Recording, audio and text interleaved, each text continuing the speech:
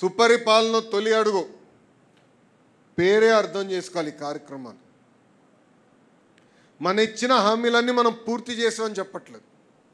ఎన్ని ఆర్థిక ఇబ్బందులు ఉన్నా కూడా తల్లికి వందనం మనం చేసాం. ఈరోజు ఒక తల్లికి వందనం చేయాలన్నా పెన్షన్ ఇస్తున్నాం.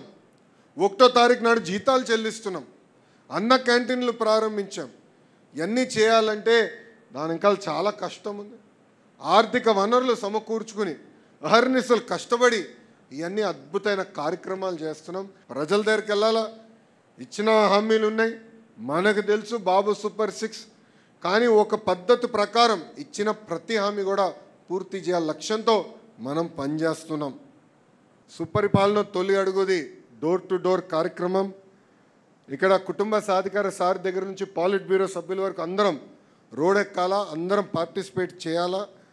ఇక్కడ ప్రత్యేకంగా పార్టీ నుంచి రీజనల్ వారీగా పాంఫ్లెట్ తయారు చేసి ప్రింట్ చేసాం, మీకు పంపిస్తాం కూడా జరిగింది.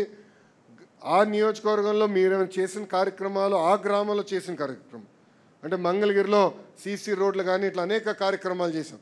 అది లోకల్గా మీరు ప్రింట్ చేసి పార్టీ పంపించిన పాంఫ్లెట్తో పాటు జోడించి డోర్ టు డోర్ తెలియజేయాల్సిన బాధ్యత మీ పైన ఉంది.